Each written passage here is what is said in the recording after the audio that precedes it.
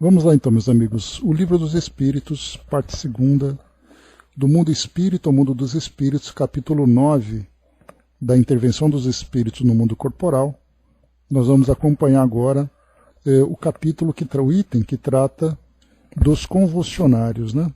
Então, é algo que foge um pouco dos trabalhos que nós acompanhamos dentro da doutrina, mas é uma forma também que os espíritos encontram, especialmente nesse caso daqueles que procuram, infelizmente, trazer algum tipo de tumulto e até um pouco de temor aqui junto a nós. Então vamos aprender aqui um pouquinho com as pesquisas de Kardec. Questão 481 é de onde a gente vai começar. Mas antes, nós vamos aqui para a Revista Espírita, para o mês de novembro de 1859, nós já acompanhamos, já fizemos esse estudo, né, já que nós estamos no ano de 1862, mas vale a pena a gente fazer uma recapitulação, porque agora nós estamos reforçando esse estudo junto à nossa revista, né? Então, o tema que nós vamos estudar, os convulsionários de Saint-Médard, né? Então, isso é um trabalho realizado na sociedade no dia 15 de julho de 1859. Então, vamos lá. Uma notícia que foi publicada. François Parris, famoso diácono de Paris, morto em 1727, aos 37 anos de idade, era o filho mais velho de um conselheiro do parlamento, a quem naturalmente devia suceder no cargo. Preferiu, no entanto, abraçar a carreira eclesiástica. Após a morte do pai, deixou os bens para o irmão e durante algum tempo ensinou catecismo na paróquia de São Cosme, encarregando-se da direção dos clérigos e fazendo-lhes conferências. O cardeal de Knollys, a cuja causa estava ligado, quis nomeá-lo cura dessa paróquia, mas sobreveio um obstáculo imprevisto. O abade Parris consagrou-se inteiramente ao retiro. Depois de ter experimentado diversos eremitérios, confinou-se numa casa do subúrbio de São Marcelo. Lá, se entregou sem reserva à prece, às práticas mais rigorosas da penitência e ao trabalho manual. Fazia meias para os pobres e considerava como seus irmãos. Morreu nesse asilo. Então a gente já começa aqui. Trazendo para nós, né, um detalhe interessante, que era um fato que foi registrado há mais de um século, a história desse diácono, né? Aqui nós temos vários nomes, né? Nós temos aqui diácono, cura, eremitérios, né? São termos usados dentro da igreja, né? Então, vamos seguindo. O abade Parris havia aderido ao apelo da bula Unigenitus, interposta pelos 4 bispos, tinha renovado seu apelo em 1720. Assim devia ter descrito diversamente pelos partidos opostos. Antes de fazer meias, produziu livros muito medíocres. Aqui só para a gente lembrar, fazer meias para nós pode parecer uma coisa, de certa forma, banal e sem relevância, né? Mas nós lembramos que, quando nós falamos da Europa, e o inverno europeu, especialmente naquela época, era bastante rigoroso. E as meias, então, eram peças importantes para trazer conforto, né, principalmente para as pessoas mais pobres. Dele possuímos explicações sobre as epístolas de São Paulo aos Romanos e aos Gálatas, e uma análise da epístola aos Hebreus, que pouca gente lê. Aqui lembrando também, né, que essas epístolas de São Paulo, só para a gente poder reforçar, elas são cartas, né? São comunicações Pois é, né? Só quem tem frio no pé que sabe como é, né? Principalmente naquela região, né? Bom, no sul do Brasil não é diferente, aqui em São Paulo também os pés de muita gente que está doendo, né? Estão doendo, né? Então essas epístolas de São Paulo são cartas que Paulo de Tarso enviava para essas diversas comunidades cristãs da época para levar orientações e receber também os pedidos que faziam a respeito da aplicação e da vivência do Evangelho. Então, cada uma dessas comunidades tinha uma característica muito específica. Por isso, ao estudarmos, né, as epístolas, nós vamos acompanhar ali não apenas um contexto religioso, mas também um contexto histórico e um contexto cultural. Então, nós tínhamos ali os romanos, que eram de Romas, Gálatas, nós tínhamos hebreus e tínhamos outros nomes também, de Tessalônica, dos Coríntios e outros nomes, né? Então a gente vai vendo uma comunicação de Paulo com essas diversas comunidades. Poderíamos dizer assim, só para a gente ter uma ideia, imaginemos que Kardec escrevesse comunicações, escrevesse cartas, para grupos espíritas de Lyon, grupos espíritas fora da França, por exemplo, né, em Bordeaux, na França, Lyon, na América do Norte, na América do Sul, na Alemanha. Então ele vai se comunicando com esses grupos, e cada um desses grupos, como a gente lembra, né, estudando na própria Revista Espírita, a gente vê que ele vai trazendo ali orientações e percebendo também características bem diferentes de cada uma delas. Algumas com mais facilidade de ter acesso àquilo que a doutrina espírita oferece, outras são mais isoladas, algumas que trazem características das práticas mediúnicas, questões sociais que vão sendo envolvidas, uma de operários, outras de pessoas mais influentes, né? Bom dia, Didima. Então a gente vai vendo que essas comunicações que Kardec tem com essas comunidades espíritas têm, de certa forma, uma semelhança com aquilo que Paulo fazia em toda aquela região do Oriente Médio e também da Europa, né? Então, inclusive, é um estudo muito interessante de se fazer, estudar as cartas de Paulo. Quem sabe um dia, né? Mas vamos lá. Tendo seu irmão mandado erigir-lhe um túmulo no pequeno cemitério de Samedá, os pobres socorridos pelo piedoso diácono, alguns ricos que ele havia edificado e algumas mulheres que tinha instruído para lá se dirigiam, a fim de fazer preces. Houve curas que pareceram milagrosas e convulsões que foram consideradas perigosas e ridículas. A autoridade viu-se, enfim, obrigada a fazer cessar esse espetáculo, determinando o fechamento do cemitério no dia 27 de janeiro de 1732. Então, aquilo que era uma homenagem acabou se tornando uma situação de constrangimento para as autoridades e também para as pessoas que frequentavam o local. Isso porque, né, essas convulsões, essas possíveis supostas curas que acabavam acontecendo, transformava aquele local num local de peregrinação que trazia grandes espetáculos e também essas convulsões que eram consideradas perigosas e ridículas, né? Vamos em frente. Então os mesmos entusiastas foram provocar suas convulsões em casas particulares. Na opinião de muita gente, o túmulo do diácono Pares foi o túmulo do jansenismo, mas algumas pessoas julgavam ver o dedo de Deus, tornando-se mais ligadas a uma seita capaz de produzir tais maravilhas.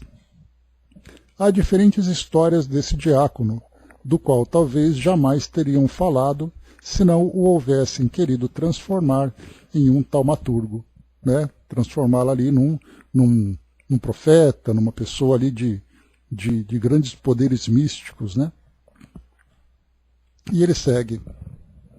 Entre os fenômenos estranhos apresentados pelos convulsionários de Samedá, citam-se a faculdade de resistir a golpes tão terríveis que os corpos deveriam ficar triturados, a de falar línguas ignoradas ou esquecidas, um desdobramento extraordinário da inteligência.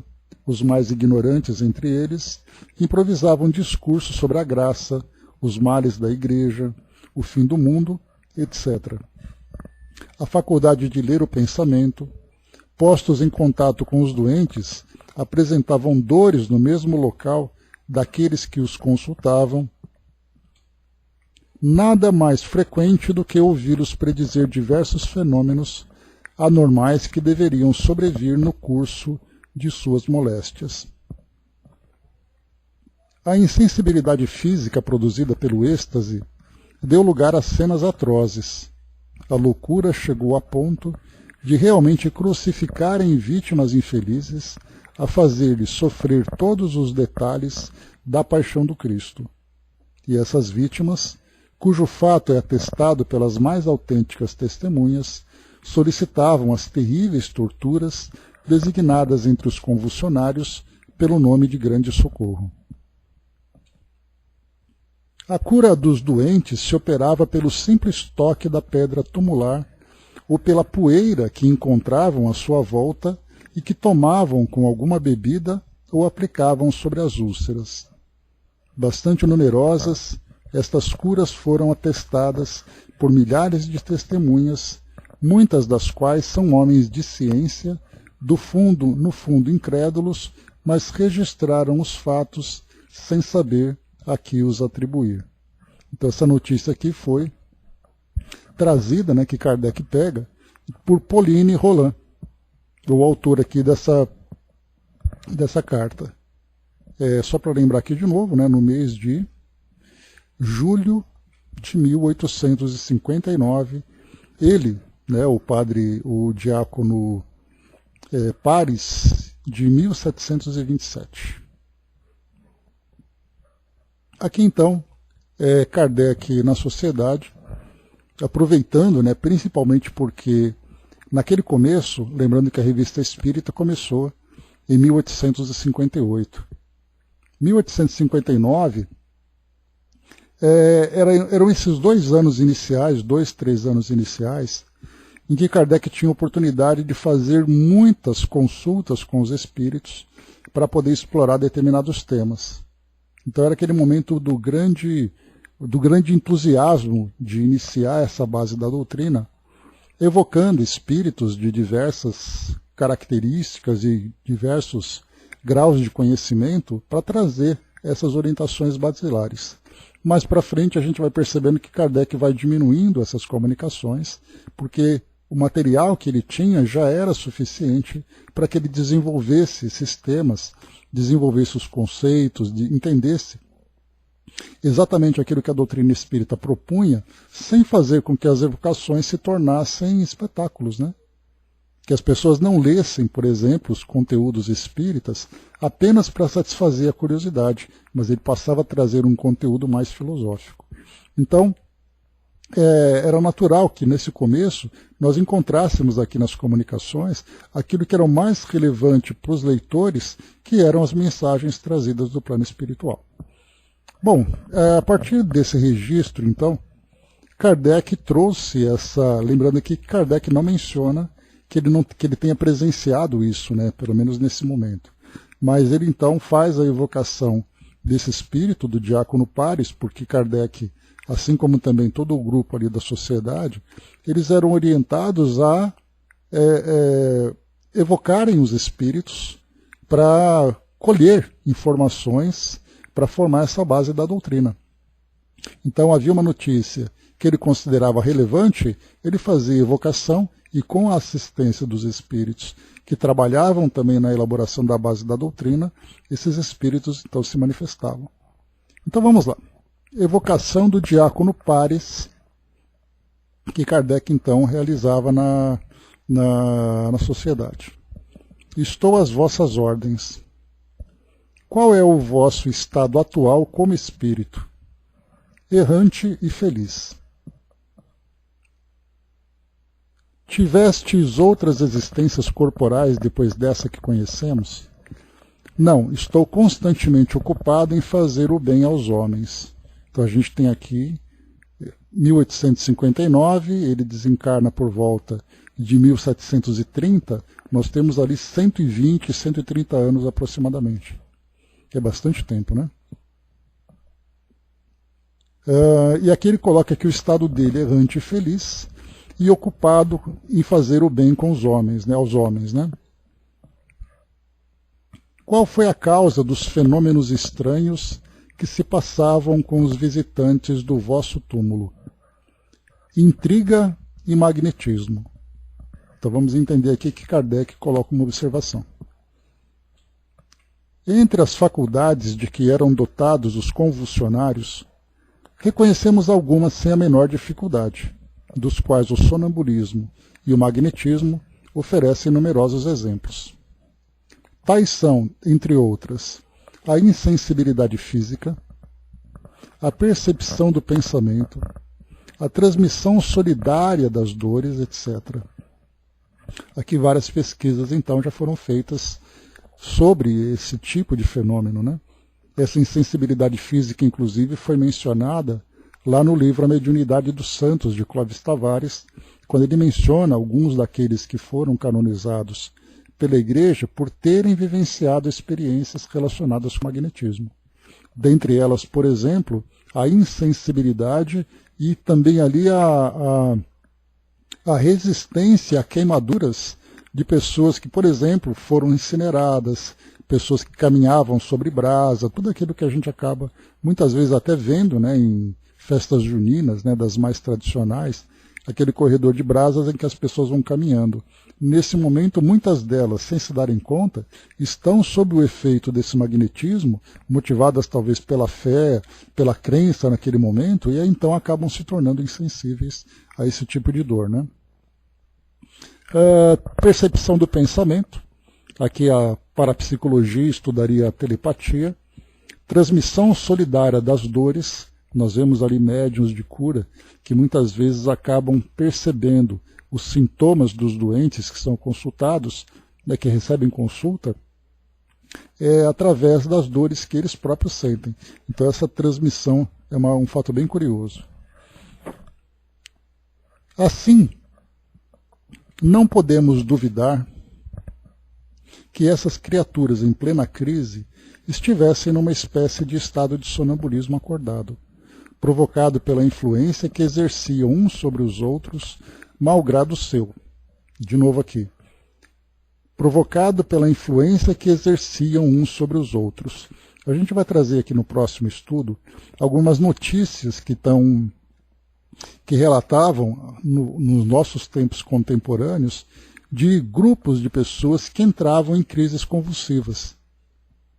E isso dentro de igrejas, dentro de lugares públicos, né? Como nós conversamos recentemente, em escolas, né, em que alunos tiveram ali um surto coletivo que despertou a curiosidade e a atenção também, né, da parte da direção da escola, serviço público, de saúde mental, para poder ver o que aconteceu e tudo mais.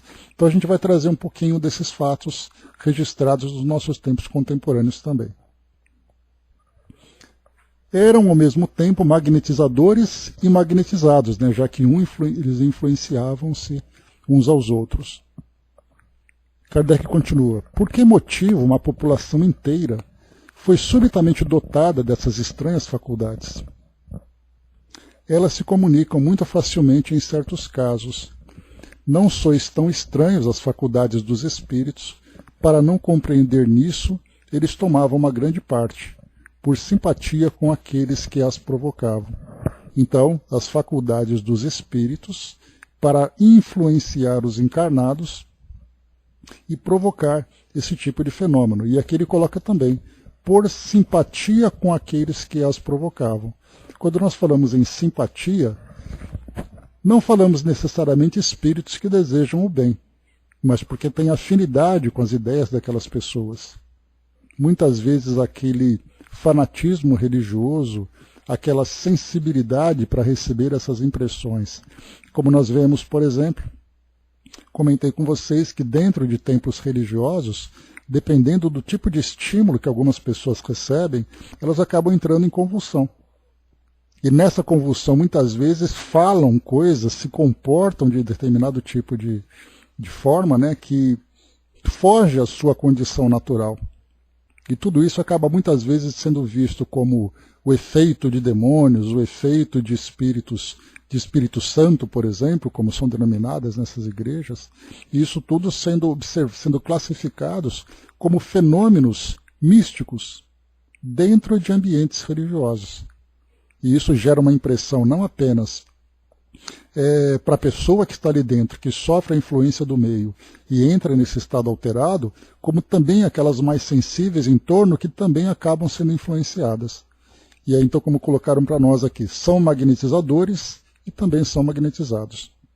E aqui, mais uma vez, como é colocado para nós também, como o Espírito mesmo disse aqui, né, que não sois tão estranhos às faculdades dos espíritos para não compreender que nisso eles tomaram uma grande parte.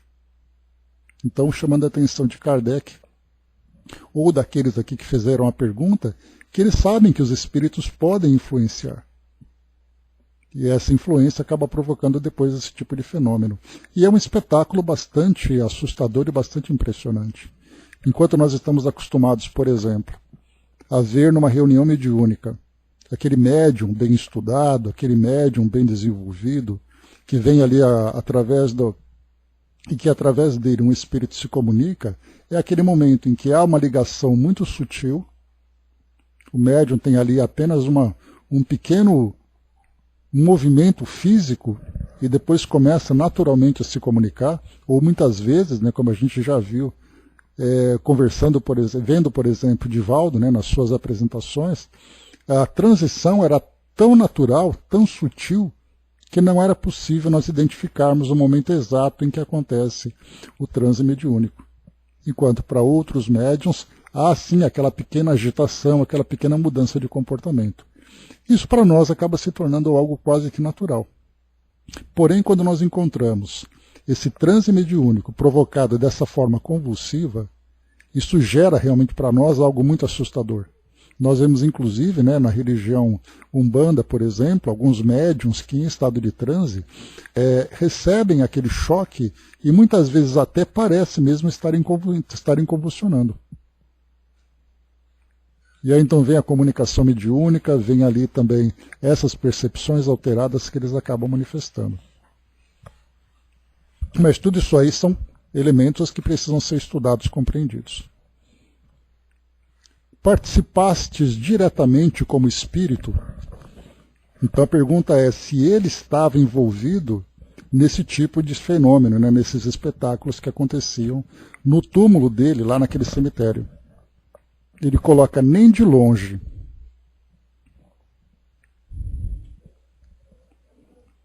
Aqui só para perceber que aqui é a questão número 5, e da número 5 pulou para o número 7. Pulou a número 6 aqui. É uma nota de rodapé que colocaram para nós aqui por algum motivo. Número 8.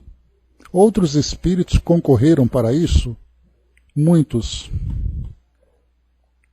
Em geral, de que natureza era? Pouco elevada. Então a gente vai perceber aqui que a participação dos espíritos, em determinados tipos de fenômeno está também diretamente relacionada com o grau evolutivo em que eles estão. Quer dizer, um espírito elevado não tem por que provocar um tipo de fenômeno dessa natureza que traz para nós uma impressão muitas vezes tão assustadora. Isso cabe, né, assim como aconteceu na origem dos trabalhos, dos fenômenos que iniciaram as pesquisas sobre a doutrina espírita, ou a formação da doutrina espírita, nós vimos ali os espíritos chamados de batedores, que eram aqueles que exatamente faziam batidas, né, as batidas nas mesas, batidas nos objetos, se comunicando através dos sons. As mesas girantes, né, então era aquele fenômeno, como a gente já viu, inclusive com reportagens da época que não eram espíritas, mas eram publicadas em jornais. falando sobre a movimentação das mesas, que aconteciam com frequência na casa das pessoas, ou nos cafés públicos, onde se juntavam para isso. Então, naquele início, os espíritos batedores eram espíritos que estavam ali presentes, sejam eles espíritos que apenas participavam dessa brincadeira por uma questão de oportunidade, ou sejam espíritos que eram orientados por espíritos superiores para que provocassem esse fenômeno exatamente com o objetivo de chamar a atenção da sociedade, especialmente daqueles que levavam a sério esses fenômenos e depois passavam a estudá-los. Então, da mesma forma que nós tínhamos espíritos que atuavam diretamente nos fenômenos de efeitos físicos, nós temos também esses espíritos que atuavam nesses fenômenos que eram muito mais trazidos ali relacionados com a saúde mental daqueles que eram as vítimas dessa influência. Então, por isso, nós colocamos, se nós analisamos ali, assim como tem aquela passagem do Evangelho que diz para nós que o fruto cai sempre perto da árvore, pelo fruto você conhece a árvore, e pela árvore você conhece o fruto, pelo fenômeno você conhece o espírito. E do espírito você conhece o tipo de fenômeno que ele faz. Quer dizer, um espírito que não tem elevação espiritual não é capaz de produzir um fenômeno que tem uma grande qualidade moral. Então é essa a relação. Item número 10. Por que essas curas e todos esses fenômenos cessaram quando a autoridade se opôs, mandando fechar o cemitério? Teria então a autoridade mais poder que os espíritos? A resposta: Deus quis fazer cessar o fenômeno porque havia degenerado em abuso e escândalo. Foi preciso um meio e ele empregou as autoridades dos homens. Ou seja, não era o cessar o fenômeno em si, mas era eliminar a influência que aquele local exercia sobre as pessoas. Então imaginemos que dentro de um ambiente religioso acontecem esses fenômenos e você fecha esse local, as pessoas simplesmente param de ser influenciadas por aquele ambiente. Depois ele segue: desde que não participastes dessas curas, por que escolhiam o vosso túmulo de preferência a outro? Acreditais que eu tenha sido consultado? Escolheram meu túmulo calculadamente, minhas opiniões religiosas primeiro, e o pouco bem que eu tinha procurado fazer foram explorados, né? Bom dia, Brás. Então aqui ele acabou se tornando o alvo exatamente pela sua própria história, né? Ele que tinha ali emitido opiniões nos seus textos, nas suas pregações que provavelmente foram registradas, ele acabou sendo classificado como alguém relevante, quase como um santo, por exemplo, em que peregrinações começavam a ser feitas no túmulo dele. Né? E depois daqui o pouco bem que ele tinha procurado fazer.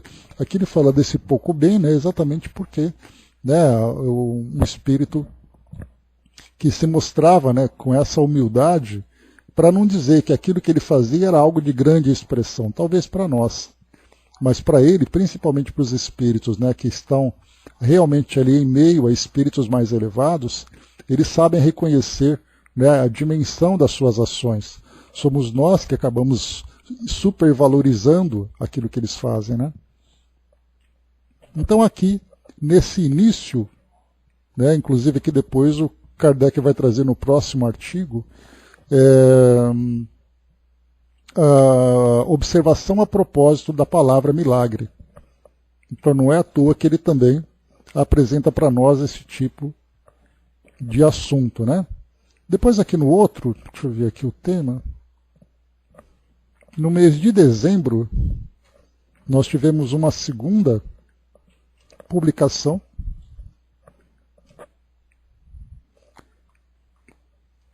está aqui, ó, Os Convulsionários de Samedar. Continuação. Vídeo número de novembro. Aí depois Kardec aqui então dirige suas perguntas, né? A gente fala Kardec, né? Mas lembrando sempre que nós falamos dos colegas da sociedade, né? Porque não era sempre Kardec que fazia tudo, ele tinha ali um grupo de amigos, de colaboradores, né, que participavam dessas reuniões, então era um trabalho coletivo, né? A gente fala Kardec porque ele é responsável pela publicação da revista e era também ali o presidente da sociedade. A São Vicente de Paulo. Na última sessão, evocamos o diácono Pares. Aqui só para lembrar que ele não fala aqui a data, mas nós estamos agora no mês de novembro, não um mês depois. Na última sessão evocamos o diácono Pares, que teve a bondade de vir. Gostaríamos de ter a vossa opinião pessoal sobre ele como espírito. É um espírito cheio de boas intenções, porém mais elevado moralmente do que em outros sentidos. De fato, ele é estranho, como diz, ao que se fazia junto ao seu túmulo, completamente. Quer dizer, ele não tinha nada a ver com isso, né? E quantas pessoas são, muitas vezes até, porque nós lembramos que, aqui, né, talvez a gente esteja entrando num assunto talvez um pouco fora, pouco não, né? Fora da nossa alçada, mas nós temos aquelas investigações que são feitas para beatificação e canonização dentro da Igreja Católica. E a gente lembra sempre que alguém, por exemplo, que adota uma foto de uma pessoa, faz uma prece para essa pessoa e acontece aquilo que é chamado de milagre. E aí então a Igreja tem ali a sua classificação, né, o seu protocolo de beatificação e depois de canonização, se eu não me engano a beatificação é o milagre registrado e depois a canonização são 3 milagres registrados. E depois da canonização ela vira santa dentro da Igreja, né? Então a gente estudando, por exemplo, o Livro dos Médiuns, quando se fala sobre a evocação de um espírito, nós acompanhamos ali um texto quando nós estudamos, né, e para quem já estudou também, lembrando que um espírito não pode estar em muitos lugares ao mesmo tempo para poder cumprir, né, essas solicitações, atender a essas solicitações. Então nós temos grupos de espíritos que trabalham em nome daquele espírito. Então ele vai se manifestar num centro espírita, depois se manifesta em outro centro espírita, e na verdade são espíritos mandatários que vão ali representá-lo. Mas com esse espírito ciente daquilo que é feito. Então muitas vezes nesses milagres que são registrados, um espírito é evocado. E aqui, como nós vimos, nem sempre esse espírito se manifesta, mas esse tipo de fenômeno acontece, esse milagre que é registrado, ele tem, na verdade, a autoria de outros espíritos. Porque aquela pessoa que faz a solicitação, ela tem ali o merecimento pela sua fé, ela tem o merecimento pelo seu comportamento, ela necessita de fato, e para isso então os espíritos atendem a sua solicitação. Mas aquele a quem aquela pessoa dirige a sua prece, muitas vezes é um espírito que está sendo inclusive atendido, né? Nós temos jovens, crianças que são evocadas, que são solicitadas para fazerem esses milagres.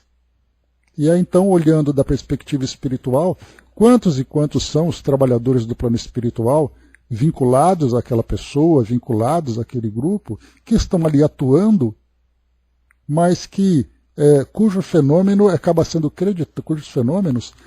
sendo registrados em nome daquelas pessoas a quem elas, os encarnados, dirigem as preces. Então, por aqui, nesse caso, nós temos a pergunta que é feita: se o diácono Pares tinha consciência daquilo que acontecia, ou se realmente ele... Quer dizer, consciência provavelmente ele tinha, né? Afinal de contas, o seu nome era evocado, era solicitado, e o espírito não tem como ignorar toda essa onda de pensamentos e sentimentos que são direcionadas a ele. Mas, de qualquer forma, a pergunta é se ele realmente era estranho a tudo aquilo que acontecia, se ele realmente não tinha nada a ver com aquilo. E a resposta é, de fato, completamente. Poderias dizer-nos como considerais o que se passava entre os convulsionários? era um bem ou um mal? Então aqui agora já é um julgamento do fenômeno em si. Era antes um mal que um bem. É fácil de perceber a impressão geral que esses fatos produziam sobre os contemporâneos esclarecidos e sobre os seus sucessores. Ou seja, por que antes era um mal do que um bem?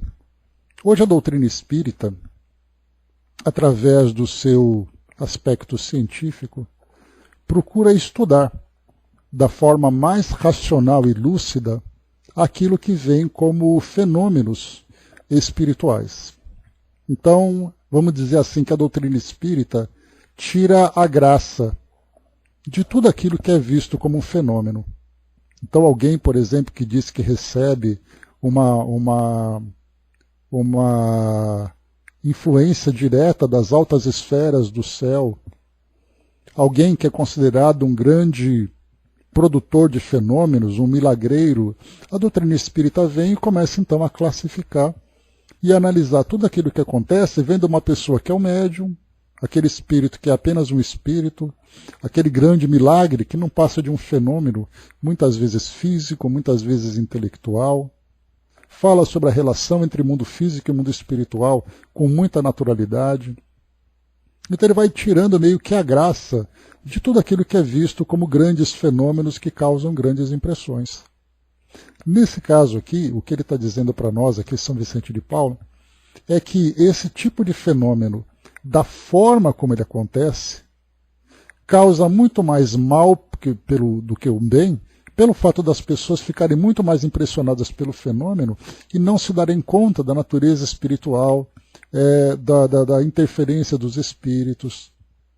Então acaba gerando, como acontece, a grande decepção de muitas pessoas que vão até um centro espírita esperando aqueles grandes fenômenos, né, como a gente sempre brinca, né, as cortinas chacoalhando, o Gasparzinho transitando pela sala e tudo mais. E de repente é alguém que está ali fazendo uma palestra, na comunicação de um espírito. O espírito vem com absoluta naturalidade, traz ali, deixa o seu recado e depois vai embora. E as pessoas falam, poxa vida, eu esperava que alguém fosse se jogar no chão e sair ali tendo convulsões. Por isso, esse tipo de fenômeno que causa essas grandes impressões, na verdade, eles muito mais, de fato, impressionam do que esclarecem. Muito mais eles causam confusão do que orientam. E é isso que ele está dizendo para nós. E ele continua. A essa pergunta dirigida a pares, a saber, se a autoridade tinha mais poder que os espíritos, porque pôs fim aos prodígios, sua resposta não nos pareceu satisfatória. Que pensais disso? Porque a resposta dele foi, assim Deus quis e ele usou as autoridades para isso. E aí o que nós comentamos é que você, limitando o acesso das pessoas àquele local, que é considerado o epicentro desses fenômenos, naturalmente que eles cessam. Mas aqui então que responde o São Vicente de Paulo. Ele deu uma resposta mais ou menos conforme a verdade. Esses fatos eram produzidos por espíritos pouco elevados. A autoridade pôs-lhe um termo, interditando a seus promotores a continuação dessa espécie de saturnais. Ou seja, você evita que as pessoas voltem a frequentar esse ambiente. Se o ambiente é a causa de tudo, onde as pessoas se reúnem, fazem ali os seus cultos, fazem ali as suas cerimônias, o próprio ambiente em si causa esse efeito nas pessoas, ser um cemitério, estar ali num lugar considerado sagrado e tudo mais. Porque isso, meus amigos, poderia acontecer, por exemplo, se é que não aconteceu, eu sinceramente não sei, mas poderia ter acontecido no túmulo do Chico Xavier. Pode acontecer no túmulo do Divaldo, em que nós pegamos pessoas que se declaram como espíritas, mas que muitas vezes são vinculadas muito mais por esse aspecto religioso, por esse aspecto das impressões que afetam ali, né, a sua mente, E as pessoas podem estar ali presentes e serem induzidas pelo ambiente, e até mesmo pela influência espiritual, a terem um tipo de comportamento semelhante. Será que é raro uma pessoa muito sensível chegar ali diante do túmulo do Chico e ter uma convulsão? Nós não vemos isso como uma impossibilidade. Porque de fato acontece, talvez, se dentro de igrejas as pessoas se comportam assim, por que entre espíritas isso também não acontece? Nós estamos falando de pessoas que vão ali com muita sensibilidade, pessoas que estão ainda aprendendo a compreender esses fenômenos todos, e elas são facilmente influenciadas. Então por isso que é colocado para nós aqui que, tirando então as pessoas o acesso, tirando das pessoas o acesso a esses locais, é natural que isso cesse. Questão número 5. Entre os convulsionários, alguns se submetiam a torturas atrozes. Qual era o estado disso sobre os seus espíritos depois da morte? Então, quer dizer, o resultado depois que as pessoas desencarnavam. Praticamente nulo. Não havia nenhum mérito nesses atos sem resultado útil. Então, as pessoas que mostravam essa capacidade de resistir à dor, por exemplo, motivadas pela fé, isso faz com que elas se tornem mais santas do que são. Muitas vezes até o indivíduo, quando chega ao mundo espiritual, se sente até constrangido por ter se submetido àquilo. Porque ele se iludia acreditando que aquele tipo de comportamento era para ele, por exemplo, um caminho para o céu, um caminho mais elevado. E ele, quando se dá conta daquilo que ele participou, da contribuição negativa que ele deu para a divulgação e proliferação daquele tipo de crença, ele, se vendo responsável, se torna até um constrangimento. Porque depois, a partir da perspectiva espiritual, ele vê de fato qual é a realidade. E qual era a ilusão que ele vivia. E quantos são aqueles que vivem assim dentro do ambiente religioso. Que utiliza esse ambiente, essa atmosfera, esse entendimento sobre os mistérios e os fenômenos do mundo espiritual, que ele acaba praticando e proliferando, e depois chega no mundo espiritual e compreende a naturalidade dessa relação entre o mundo físico e o mundo espiritual. Seguindo, os que sofriam essas torturas pareciam insensíveis à dor. Havia neles simples resignação ou insensibilidade real? Insensibilidade completa. Qual era a causa dessa insensibilidade? Efeito magnético. Nós não temos hoje, por exemplo, algumas notícias que são divulgadas na mídia que falam sobre a hipnose em consultórios de odontologia, em que a pessoa vai fazer um tratamento odontológico e ela, pela hipnose, ela se torna insensível à dor. E isso é algo que nós registramos na atualidade. Por isso, então, essa questão do magnetismo que Mesmer estudou lá no século XVIII, nessa mesma época em que o Diácono Pares viveu, e que fala para nós sobre o grande efeito do magnetismo animal sobre o corpo humano, e que acaba na atualidade se tornando um espetáculo de palco, de programas de auditório e tudo mais, na verdade o magnetismo era, como nós entendemos, especialmente no século XIX, uma prática muito comum de curas, mas também que geravam fenômenos bastante curiosos. E depois Kardec continua. A superexcitação moral, chegada a um certo grau, não poderia aniquilar-lhes a sensibilidade física? Isso contribuía em alguns deles e os predispunha a fazer a comunicação de um estado em que outros tinha sido provocado artificialmente, porquanto o charlatanismo representa um grande papel nesses fatos estranhos, né? Então, da mesma forma que o charlatanismo acontecia naquela época, também acontece no nosso tempo contemporâneo. Quando são aqueles que ficam simulando, né, transe mediúnico, por exemplo, em instituições espíritas e de outras matizes, né, mas que tem essa relação com o mundo espiritual, em que há, infelizmente ainda, uma simulação do transe mediúnico na comunicação, em que o indivíduo diz aquilo que quer em nome de um transe mediúnico. E aí, claro, que nós vamos entender que essa instituição está certamente ali desprotegida dos bons espíritos, porque outros espíritos também induzem, através, por exemplo, da fascinação, aquele indivíduo a se comportar dessa forma. Então, naquela época acontecia, nos tempos atuais também acontece. Já que esses espíritos operavam curas e prestavam serviços, como então podiam ser de ordem inferior? Não vedes isso todos os dias? Não recebeis algumas vezes excelentes conselhos e ensinos úteis de certos espíritos pouco elevados, levianos mesmo? Não podem eles procurar fazer algo de bom como resultado definitivo, com vistas a um aperfeiçoamento moral?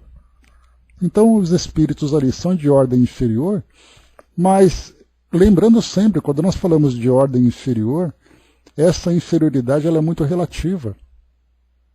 Ela depende muito daquele que está analisando.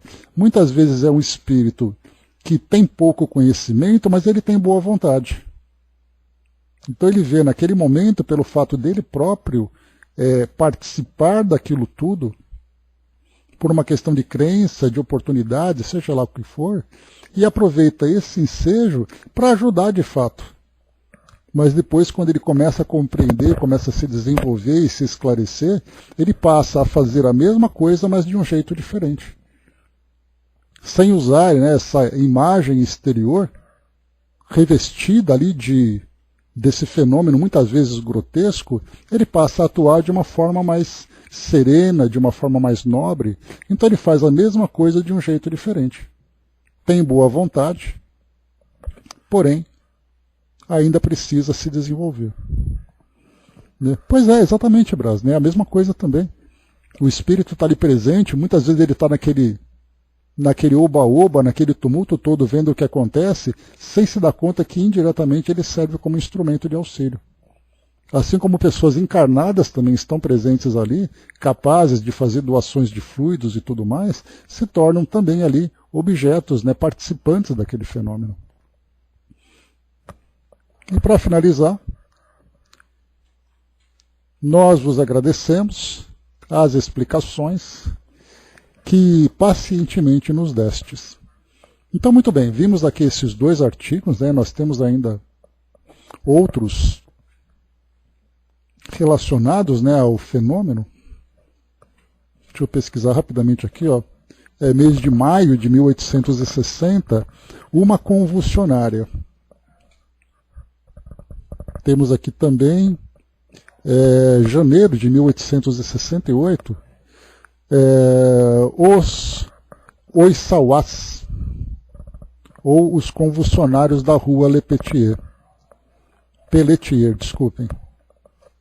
Temos aqui também, temos esses daí, né? São vários desses, né? Mas eu acho que já deu para a gente ter uma ideia, né, do que é exatamente esse tipo de fenômeno. Aqui na Revista Espírita agora, aqui no Livro dos Espíritos agora, deixa eu pegar rapidamente aqui. Então, agora entrando agora na parte do estudo do Livro dos Espíritos. Na questão 481, desempenham os espíritos algum papel nos fenômenos que se dão com indivíduos chamados convulsionários? Sim, e muito importante, bem como o magnetismo, que é a causa originária de tais fenômenos. O charlatanismo, porém, os tem a miúde explorado e exagerado de sorte a lançá-los ao ridículo. Então aqui mais ou menos a resposta que São Vicente deu aqui, né? Deve até o nome, né? São Vicente, né? Para a gente lembrar sempre que os espíritos, a grande maioria dos espíritos que participavam da elaboração das bases da doutrina espírita eram católicos. Foram santos, né? Foram considerados santos, como São Luís, São Vicente, por exemplo. Eram também religiosos, né? Que participavam da igreja, depois desencarnaram, trazendo ali um entendimento filosófico do mundo espiritual, até porque não havia espíritos espíritas, porque o espiritismo ainda não existia, né? Hoje, por exemplo, a gente lembra que Dr. Bezerra de Menezes, com muita frequência, ele sempre se dirige ao público espírita como espíritos, os espíritos espíritas aqui presentes. Porque até esse entendimento nós temos agora no mundo espiritual, assim como espíritos católicos, muçulmanos, hindus e por aí vai. De que natureza são, em geral, os espíritos que concorrem para a produção dessa espécie de fenômeno? Pouco elevada. Supondes que espíritos superiores se deleitem com tais coisas? A gente vê uma resposta diretamente relacionada com o artigo que nós lemos. 482. Como é que sucede estender-se subitamente a toda uma população o estado anormal dos convulsionários, dos que sofrem crises nervosas? Então a gente vai ver depois, eu vou trazer para vocês os artigos como a gente comentou. Efeito de simpatia. Há disposições morais que comunicam muito facilmente, se comunicam muito facilmente em certos casos. Não és tão alheio aos efeitos magnéticos que não compreendeis isso, e a parte de que alguns espíritos naturalmente tomam do fato, por simpatia com os que os provocam. A gente vê que a resposta que está aqui foi exatamente a resposta que estava lá na Revista Espírita. Lembrando sempre que muitas dessas respostas aqui do Livro dos Espíritos não foram trazidas diretamente para o Livro dos Espíritos, mas Kardec, na composição do livro, trabalhando ali nos diversos assuntos, ele foi pegando, né, temas que foram explorados, ele foi pesquisando, submetendo a outros espíritos, que são orientadores para confirmar ali, né, atestar aquela pergunta que foi colocada e a resposta que foi dada. Por isso, então, a gente vê quase que uma transcrição. Assim como lá no livro Céu e Inferno, muitos das entrevistas que tem ali, o texto original foi publicado exatamente na Revista Espírita, mas ali sem qualquer tipo de alteração. Kardec traz uma explicação. Entre as singulares faculdades que se notam nos convulsionários, algumas facilmente se reconhecem, de que numerosos exemplos oferecem o sonambulismo e o magnetismo, tais como, além de outras, a insensibilidade física, a leitura do pensamento, a transmissão das dores, por simpatia, etc. Não há, pois, duvidar-se de que eles, em quem tais crises se manifestam, estejam numa espécie de sonambulismo desperto, provocado pela influência que exercem uns sobre os outros. Eles são ao mesmo tempo magnetizadores e magnetizados inconscientemente. Aquilo que também nós lemos na observação de Kardec. Então dá para notar que esse item aqui da revista o Livro dos Espíritos, ele é uma transcrição praticamente daquilo que foi registrado na Revista Espírita em 59. 483. Qual a causa da insensibilidade física que se observa em alguns convulsionários, assim como em outros indivíduos submetidos a mais atrozes torturas? Pergunta que ele fez a São Vicente, né? Em alguns é exclusivamente efeito do magnetismo, que atua sobre o sistema nervoso, do mesmo modo que em certas circunstâncias. Em outros, a exaltação do pensamento embota a sensibilidade. Dir-se-ia que nesses a vida se retirou do corpo, para se concentrar toda no espírito. Não sabeis que quando o espírito está vivamente preocupado com outra coisa, o corpo nada sente, nada vê e nada ouve? Aí depois aqui então Kardec coloca como comentário: a exaltação fanática e o entusiasmo hão proporcionado em casos de suplícios múltiplos exemplos de uma calma e de um sangue frio que não seriam capazes de triunfar de uma dor aguda, senão admitindo-se que a sensibilidade se acha neutralizada como por efeito de um anestésico. Sabe-se que no ardor da batalha, combatentes há que não se apercebem de que estão gravemente feridos, ao passo que em circunstâncias ordinárias uma simples arranhadura os poria trêmulos, né? Então é assim que a gente vê, né? No caso, por exemplo, em guerras, em conflitos, pessoas que são feridas ali com tiros, eles estão ali sangrando sem se dar conta. Mas no estado normal ali, uma unha encravada já é o suficiente para fazer gemer ali atrozmente, né? Depois Kardec finaliza aqui então. Visto que esses fenômenos dependem de uma causa física e da ação de certos espíritos, lícito se torna perguntar como há podido uma autoridade pública fazê-los cessar em casos simples. Em alguns casos, simples a razão, meramente secundária é aqui a ação dos espíritos, que nada mais fazem do que aproveitar-se de uma disposição natural. A autoridade não suprimiu essa disposição, mas a causa que a entretinha e exaltava. De ativa que era, passou a ser latente. E a autoridade teve razão para assim proceder, porque do fato resultava abuso e escândalo. Sabe-se, ademais, que semelhante intervenção nenhum poder absolutamente tem, quando a ação dos espíritos é direta e espontânea.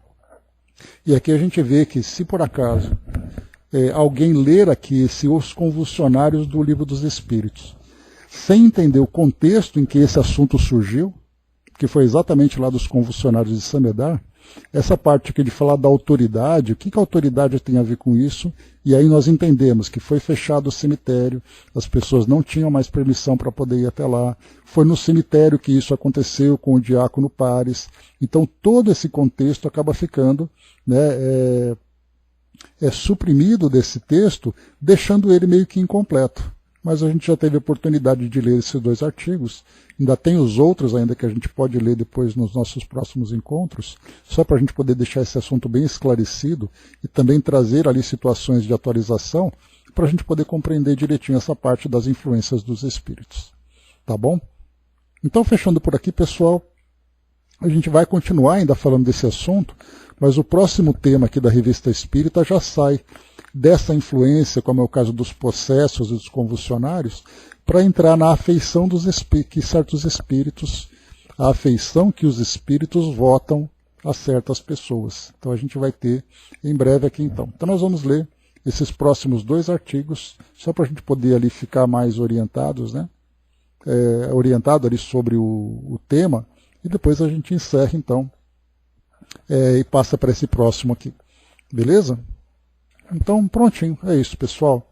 A gente vai depois, o importante é a gente trazer essa visão não apenas do passado, né, como se isso não mais acontecesse,